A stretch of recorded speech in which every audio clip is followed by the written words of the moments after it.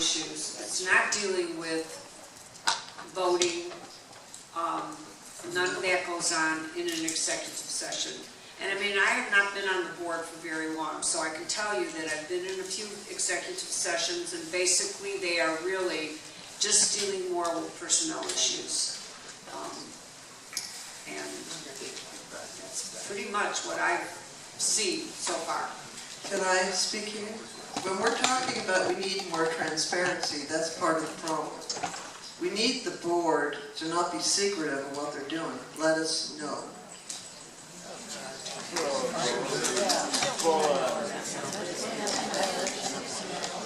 The executive sessions are for personnel and legal matters only. We do have work sessions where we get together and study the past and prepare for the future. But there's nothing secret about these meetings. We don't make any motions, so we can't do any business at those meetings. Anybody else? We really have kind of come to this session. I know it's stretching on into time here, and we certainly do want to take questions from the floor. There are questions that are in here that are repetitive, that go to the restaurant, that go to the declaration. Some are just statements. So rather than take the time of doing that, which would probably take us into the wee hours, maybe we could take some questions from the floor. And if you would, you have 3 people that are serving as operations on microphones. One of them is Winnie Jennings over here, and I don't know where our other 2. Oh, there's Larry Franco in the back, and we have one missing in action. And we will be just taking your questions. Hold your hand up, good and high. When the microphone comes to you, please stand up. You don't need to state your name. Please stand up. Hold that microphone close to your mouth. State very clearly what you want. And please, may we have your question? Have the dissolution papers for the LLC been filed? Has dissolution of the LLC been filed? No, that's in the process. I've heard a lot of talk up there about transparency, and I'm rather a new resident here, and I make a lot of noise along the line. But when it comes to the transparency, our HOA fees go into salaries and so forth, and I think that's one thing. Are we a public entity or are we a private entity? Public. Corporation, and is that public or private? Yes, public. No, it's not. Shouldn't that be made public? I'm not interested in the personnel, who's hired, that type of thing, but I would like to see a listing of salaries and so forth published in the Heather Gardens once a year on our people all the way down. I don't think that would hurt anybody. I think that would make it rather informative. There's another thing that's kind of a pet peeve of mine. I like to travel a lot. I can't see or understand why we can't put some kind of a board out here that would let all of these companies come in that are travel agencies and put their stuff out there. Most of them are willing, or more than willing, to reimburse the Heather Gardens there for doing that. I know this is done at Windsor Gardens. I know that senior centers do that. And as I say, that would be a service to the community here. And I thought we were here to service the people that live here. I don't understand why that can't be done. I know it's been denied in the past. Those are questions, statements that I'm making, and like I say, they kind of come off the top of my head.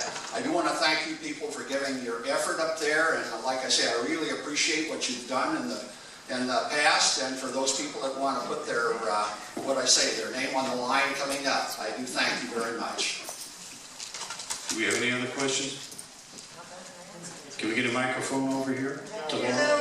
Oh, well, we've got a lot of people, I guess. Back here. I live in a 6-story building, and we've just recently heard that several corporations are coming in and buying up a lot of Heather Gardens Realty and subletting them out at short-term intervals. Is that something the board needs to take up, or something we need to take up individually per building?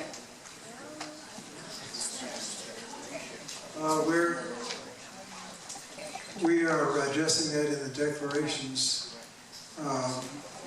We are limiting the number of rentals that a one-person or corporation can have. To what? That's 5. We're in trouble already. We also are limiting the number of rentals that can be to 20%. Right now, I think it's 15.3 is what the census shows. Laurel, here comes the microphone. This is for Craig Baldwin. Because you're on the board, you have access to people's emails, and you and your wife sent emails out, political emails, trying to get people to vote for you, which is a breach of contract. Because you are a board member, that's illegal. It's like insider trading in Congress. Don't you think that other people that are running for the board should have access to those emails so that they can send out political statements so people can vote for them too? I believe we were actually told that electronic electioneering was not allowed. Well, he did it. I'd like an answer from Craig. As far as campaigning is concerned, is that what you're talking Yes, about? you send emails to people. I haven't sent any. Your wife did. Okay, she sent some to her friends. No, you have access to the emails because you're on the board. No, I have 193 email addresses in my address book, and it isn't because I'm on the board. I had them a long time before I got on the board. I don't have access to anybody's email that they don't want me to have. Sorry. We have Candy over here that looks like she has a question.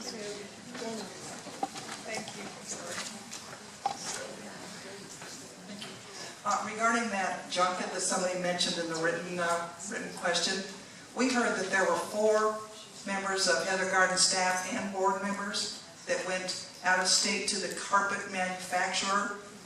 Do you know about that, Craig? Yes, I do. I was one of them. Yeah, who paid for that? The manufacturer did. We had, the Structure Maintenance Committee had made specifications for the carpet, and that company is one of the companies that adhere to our specifications. And they will be, I think they will be, we hire a contractor to do the work. That contractor could buy the carpet from them.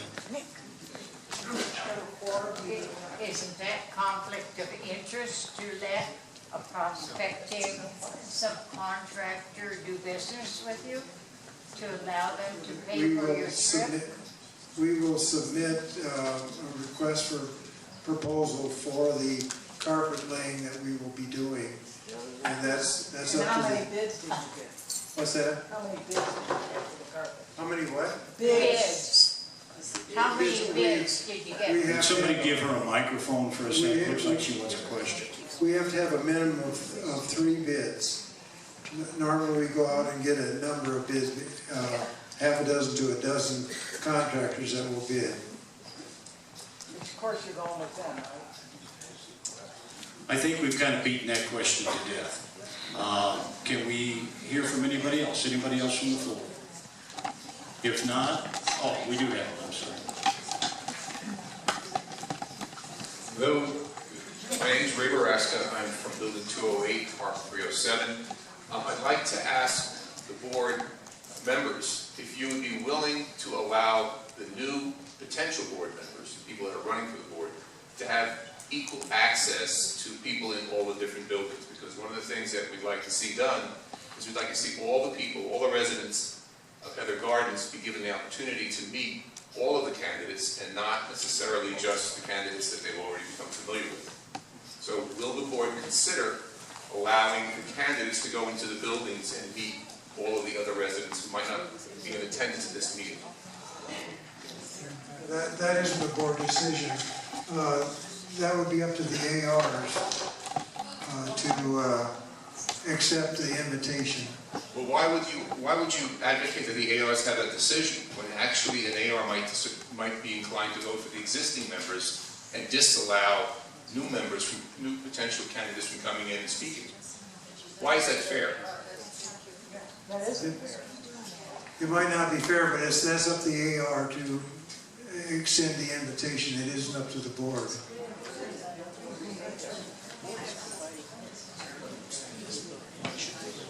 Any other responses? No? Anybody else from the floor? Well, in that case, let's move on to the final stages. We have our 10 folks up there who have 2 minutes each for their summation.